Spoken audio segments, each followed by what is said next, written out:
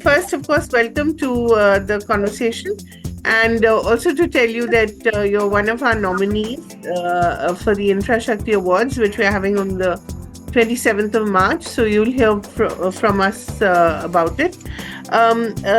Professor Solanki, I have to ask you, I mean, what a remarkable decision to take this journey. And I imagine this is from the van that you're taking for your Energy Yatra.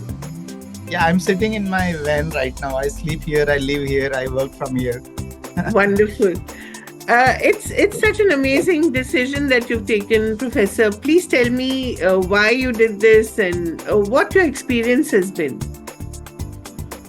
Well, I mean, Kaveri ji, first of all, thank you so much for having this conversation. And, I believe that that the problem of climate change is, getting from bad to worse. Right. And we all can feel and experience it, and we don't need any scientist or professor to tell us that there is something wrong. Also, I feel that everyone, literally everyone, rich and poor and young and old and American and African and Indian, every user of energy contributes to the climate change. Every user, and therefore everyone is also part of the pollution, and I believe that everyone has to be part of the solution also. Right. And how Gandhi or Mahatma Gandhi would have done in this time, when you want to bring everyone on board. Of course, Mahatma Gandhi would have taken some yatra, some fasting, something like that. So I thought I can't do fasting, and I and therefore yatra was the one tool that I believe was useful and can be a very powerful tool. And because it's a problem of a global scale, right? You can't solve it in 1-2 years or 5 years. Right. So I thought I should spend sufficient time. So I decided to spend about a decade of time, and that's why I decided for 11 years yatra. Also, because it's such a severe problem and it's worsening every year, I thought we can't do this in part and parcel. So we have to take a very, very intense action. And that's why I have pledged that I will not go home for 11 years. And 11 years, this is my home. It's amazing. And what was the exact spark? Because you were doing so well.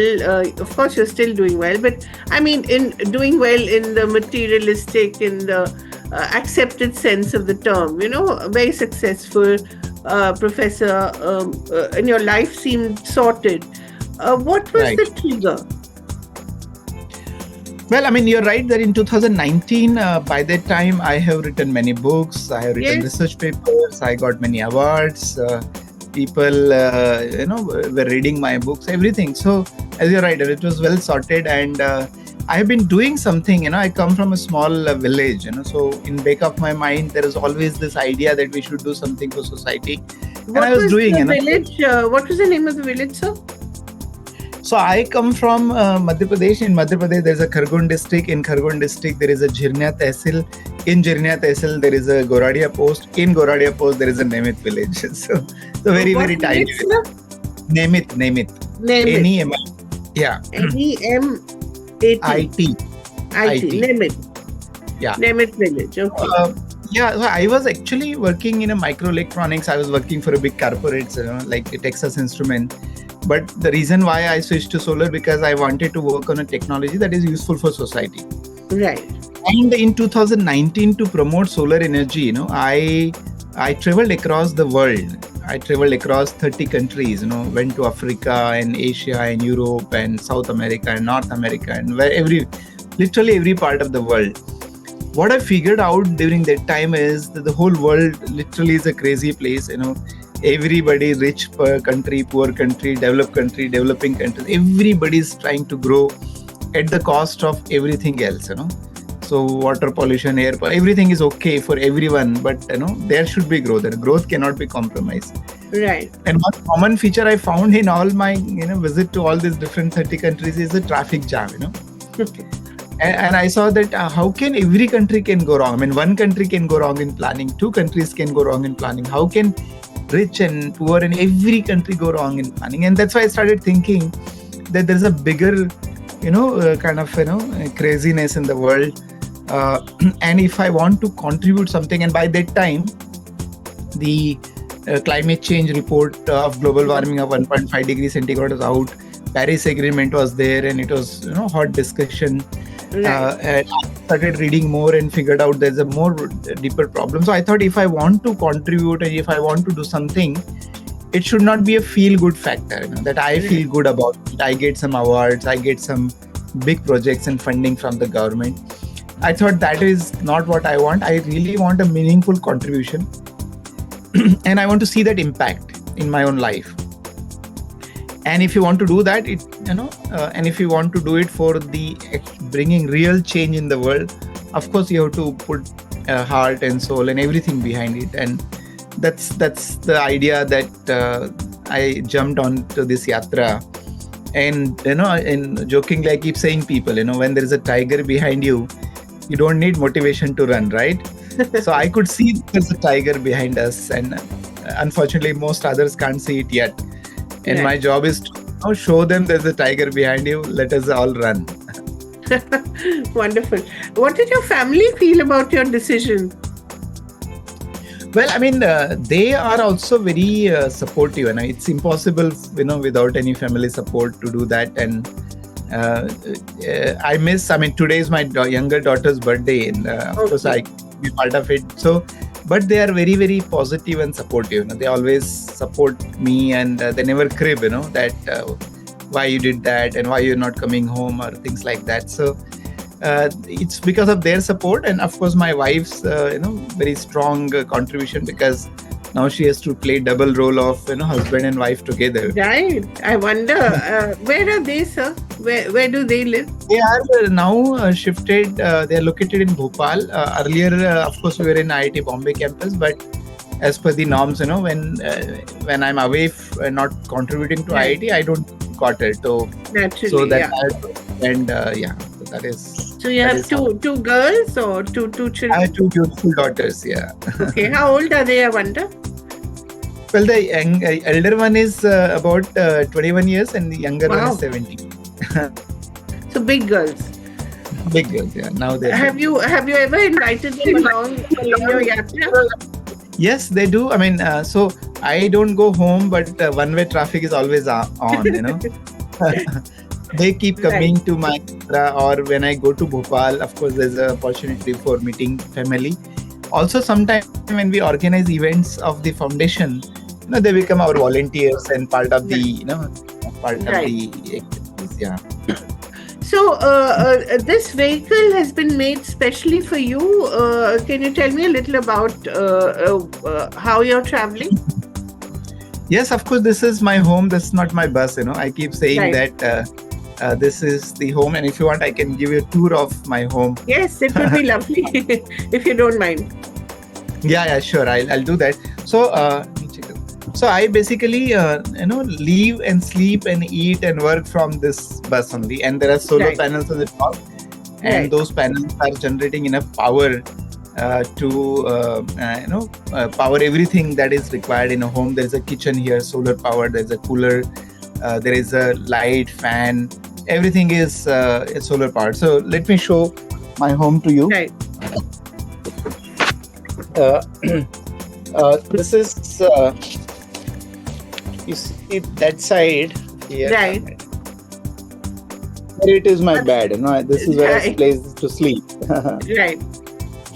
And in front of that is my library. Your library. So all my Yeah. And this is my office, where I sit and I'm working right now. So the whole thing here, all this place is my place to sleep, place to work, place to do meetings. Everything happens in this place. Right. And there's a water filter here. So we put all kind of water. Yeah. There is my yatra where I'm traveling. We keep marking where I'm where not. There is a there is a summary of Yatra, how many days are gone, how many So days it's are remaining. 1156. In front of that, 1156 days. Yeah. Wow. And then a lot of them are still remaining. Right. Wonderful. And this is another, I keep getting a lot of gifts. I stopped taking them, but sometimes I have to take them. So some of the gifts that I received during Yatra. Right. There's another library here.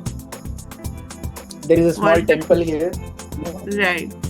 There is worship prayer, Right. morning, evening. And there's a garden also here below. Oh, You it's can a see that garden. there are Wow. plants. You see that? Yeah. What a lovely way to live, you know. And this is my kitchen. You see, there is a water supply, by the way. Right. So water comes from the below the tank. There's a pressure pump, Right. and we have the exhaust here. We can open when Right. we do heavy cooking. We can open this window also. Right. Right. This is our induction stove, Right. solar powered. Right. All our material like milk and things are like here. Right. And like any other kitchen, we have all the grahasti ka saman, like everything is here inside. Wow. Right opposite is my washroom. Right. So there's a washroom here. All kind of things that you need to have in That you washroom. need, yeah, including your to wash your clothes. I mean, we can do that, of course, but there's a lot of stress on the bus, so we don't wash Right. clothes inside the bus. Okay. The bigger Right. clothes we keep it outside. So this is another room, which is my dining room. Oh, This is a we can actually sleep here. We can work here. When we Right. cook, we eat here. So this is the place we dine, and some more material of kitchen stuff is here. Aloo Right. pyaj and all those things. Aloo pyaj here, lesson, and solar panels here on the back. We also provide training, on the spot training. So the solar panels. There is a TV here, so when we make presentation, there's a TV also. Wow. Yeah, so this is the backside room, and I don't know if you can see this is the back door. There is a Right. bicycle hanging on our door, right? Yes, We also yes, keep a yes. bicycle Okay. for buying a small material, like when you have to buy milk or vegetables. right, We don't take right. bus to buy milk. So, bicycle. How Professor, it's such a buses and home self-sufficient is world you've created. yeah. I mean, it tells you how simply we can live if we wish to. Yes, I mean this area is about my kitchen, washroom, sleeping, library, office, table. All this put together is 110, 115 square feet. That's it. That's Wow. good enough, and we are living comfortably for 3.5 years now. Wow, amazing! It is truly. And how much energy must you be using on an average? Well, I mean we have about 3.2 kilowatt solar panels on the top. Right. Those solar panels are generating enough power to power everything, and I have 6 units of battery storage for the night applications. So that is good enough for even if you want to cook food in the night hours for 4 or 5 people. We can do that. The cooler Wow. can run overnight. All those, everything can happen. Yeah. Wonderful. So you're really showing us a way to live in a much simpler and more effective way, and And more kind happy. of it. And happy. Yeah. Yeah, I mean, you Well, look very happy. I keep asking people, why should we grow GDP? What is the purpose? And they say, sir, because of GDP, the prosperity increases. I said, wow. India's GDP has been growing, last 20 years, 5%, 6%, 7%, even 9%. Tell me if every time GDP grows by 5%, are the smiles also growing by 5%? That's not happening. The smiles are going down. So that's why I keep saying, hold on, guys, there is something not correct that we are doing, Right. That to understand that the more material, more accumulation, more technology, more economic growth does not give what we are looking for, Right. So after roti, kapda, makan, it is the, love, peace and joy that we are all looking for, and it's not there in material. Absolutely.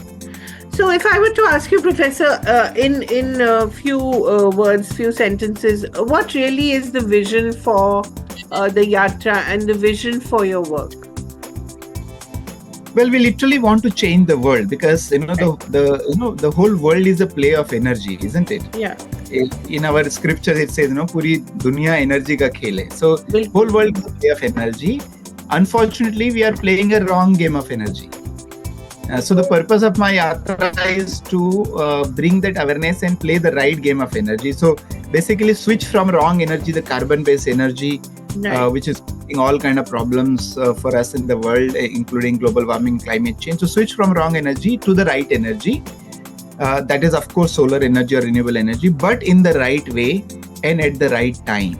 These are the very important. And if you don't switch to solar energy in the right way, your solar energy itself will become a problem. Right. What do you mean by that, sir, when you talk about the right way and the right time? I mean, see, one thing, the right way is that recognizing the boundary conditions of living sustainably on this planet. Right. Which, I feel so surprised that nobody talks about it. No policymakers, no politicians, no parents, no professors. Number one thing we have to recognize that, look, science is growing, technology is growing, economy is growing. The size of the planet is not growing. The resources on the planets are not growing. Right. And therefore, continuous growth of production and consumption is not possible. Right. But look at our model. It's purely based on more consumption, more production. Right. You can't do that. You can't. There will be a breakdown. Sooner than later. Right. And you have to recognize. So, limiting consumption of everything that we use is the first boundary condition. Right. And if you're using solar energy, if you're not limiting the use of solar energy itself is a problem. Right. To manufacture something, to solar panels and inverters and iron structure and cables and everything that you need for solar power, that itself is a degradation because you have to mine materials, you have to process materials, you have to use chemicals, you have to use energy, you have to recycle. That has an environmental impact. It is less but not zero. Right. So unless you address that, solar energy is also not a solution. So that's what is the first thing. Second thing is, as Mahatma Gandhi said, not the mass production by masses. Right. Not mass production, because production by masses will help us to be more sustainable, more efficient. This mass production is such an inefficient process, by the time you produce, distribute. So the author E.F. Schumacher, in his book, he has written it down that we hide behind the technology. Our inefficiencies are hidden behind the technological growth. Right. That do not recognize that India imports 200 million tons of coal from Australia, as far away as Australia. That's very inefficient to do all kind of stuff to bring it and use it and burn it and whatnot. So limiting consumption and localizing production are the powerful boundary conditions. Our science and technology cannot allow us to violate this boundary condition. You cannot cross this line. But we are crossing it every day. We limit the consumption and we are doing everything everywhere. So that doesn't work. That is not going to work, and it has not worked in last 30 years of history of this planet tells us that it is not working. It's going out of our hand. Right. And when you talk about the right time? The right time is this time. There is a climate clock. Exactly. Now. Because there is a climate clock that tells that we don't have a lot of time before irreversible climate change starts. And for 1.5 degree, we are hardly talking about 5.5 years. So time is this time. Now, if it is not now, it is never, because climate change, this threshold of climate change, I call it as a Lakshman Rekha. Once you cross the Lakshman Rekha, you cannot come back. Similarly, if you cross this Lakshman Rekha of threshold value of global warming of 1.5 to 2 degrees centigrade, beyond that, if all humans do nothing on this planet and we are only a langot, and do nothing, still you can't recover it, because you would have crossed the Lakshman Rekha. Right. So right time is this time now. Right. And so if I were to ask you about the impact of the Yatra, you must have seen people's attitudes changing. people recognizing, oh, this is possible, sort of the aha moment. So, what kind of impact has this yatra had? So I see this moment every day, every time in my lecture, the before and lecture and after lecture, things changes completely, and they say, oh my God, they all feel, how papi we are, how guilty we are, how stupid we are, that we are polluting the same air that I am going to breathe. We are polluting the same water that we are only going to drink. So this aha moment is every time the talk happens or interaction happens, it is there. So what it also shows that it is very logical. What I'm thinking and doing is very logical, right? You have to just think logical. That's it, Right. And how many people would you have spoken to on an average, So far, about 2.6 lakh people I have kind of face-to-face meeting. And through my other programs, training, we have reached to over 2 million people who are, various ways taking part in our activities now. Right. That's a huge number for one individual. That's a small number, because we want to change the world. So literally, we want hundreds of millions of people to do this. Yeah, but those 2 million themselves will act as multipliers, hopefully. And that should be, yeah. And so, if I were to ask you in terms of the replicability of this model and the sustainability and scalability, how would you assess that? I mean, so the whole idea of our activity is to create a public movement, Right. Because, my yatra, even if I do yatras for 7 births, 7 janam tak, it is not going to solve the problem. Right. Because everybody is a part of the problem, as I started in the beginning. Yeah. And therefore, everything that we have designed is designed in a manner that literally everybody can be part of the solution. Everybody can take activities, and by the way, when everybody will take the solution or become part of the solution, then only we can solve the problem. The government policies and regulations are not working, and they are not going to work. So everything that we do are designed in a manner that it is replicable. Right. For example, one of our solution is switching to solar is called Ek Kamra Solar Ka, one room of solar. Right. And now I designed a training that everybody on their own, without technical knowledge, can go through the training module, buy things of your own, and you can install your own solar system. You don't need anybody else. Solar energy use is not a rocket science. So it's a very replicable, everybody can do that. Right. In terms of sustainability, of course, the whole living is a sustainable life. I mean, people keep telling me sometime, so solar energy is expensive and this, and then I said, okay, if it is expensive, don't use it. You have two choices. Either you use solar energy, become sustainable, or get extinct from the planet. There is no third choice. So choose which one is simpler for you. If it is expensive, don't use it. It is so clear that it is not your choice anymore. It is a survival. It's a need of the hour. If you want to survive, if you want not to pay 100 times more for the climate disaster, you have to use solar energy right now without worrying about the economics of it. Right. And in terms of the scalability of it, sir? Well, I mean, solar energy is so abundant in the nature that a very tiny fraction of it is good enough to meet all our energy needs. So I don't think that's a problem. And the beauty of solar energy, it's available everywhere. So you don't need transmission lines and distribution lines and net metering. All this. I believe that the whole idea of energy storage is energy independence. Right. And because the whole world is a game of energy, it is important to become energy independent for the country, because in the geopolitical stress world, dependency on other countries is not a great idea. You will get screwed by any other country by not supplying you energy, for example. Right.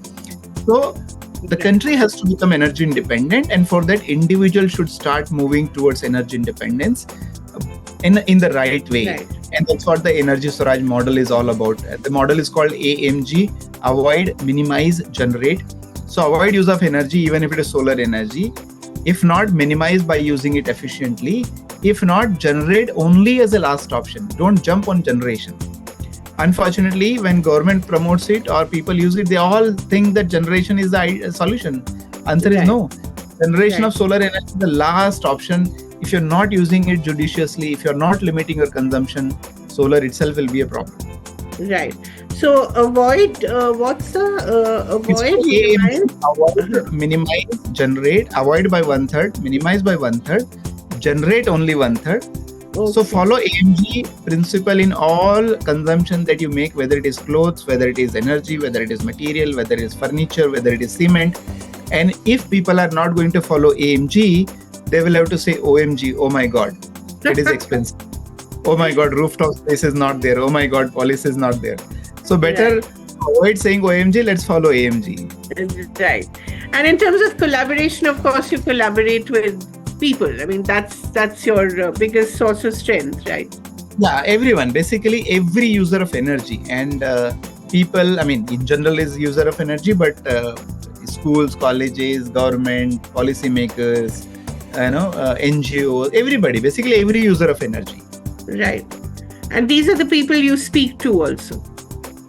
These are the people I speak. I speak to all kind of people, right from the school child to a CEO of a company and ministers and chief ministers and everybody. Right. Every user of energy should be energy literate. Energy. Yeah, I saw that. I am energy literate. Yeah. So illiteracy of energy is the biggest problem of the world, and and if people are energy literate, the whole problem will be solved. That's my philosophy. Wonderful. Wonderful. I wonder, sir, what you will feel when you actually end this yatra. When are you supposed to end it? Which year? 31st December 2030. Oof. I wonder what you'll feel and what the world will be like. Yeah, that's well. I mean, I hope if the world understands the message of the yatra, they will all change. They will all become more happier. Their consumption levels will go down. Their stress on generating and earning more money will not be there, and rivers will get purified. The air will become pure, and we will be locally self-sufficient and locally self-reliant. That is how the world should be if we all adopt to Energy Swaraj. Wonderful. Thank you so much. And where are you right now, sir? Which part of India are you parked I am in Madhya Pradesh and Indore. Indore. Right. Yeah. And are you speaking to a school or a college? This is a college I studied some 32 years ago. This is a one college. It's called Holkar Science College. It's outside. I'm sitting here. And I was a student here 32 years ago. So I spoke here already. Wonderful. I see lots of memories there. Yes, lots of memories.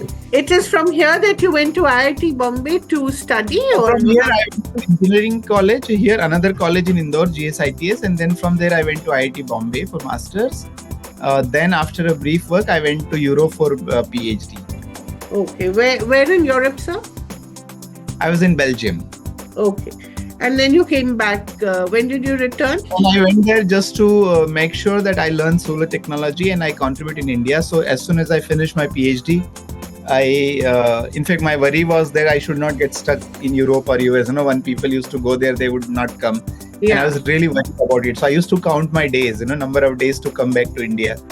And I was fortunate to come back and contribute in our wonderful country, India, Bharat. Right. When did you return, sir? I returned in 2004. 2004. And you went back to IIT Bombay? I joined IIT Bombay as a professor in 2004. Yeah. Wonderful. Thank you so much for giving me so much time. I really appreciate it, and all the very best. Thank you, sir.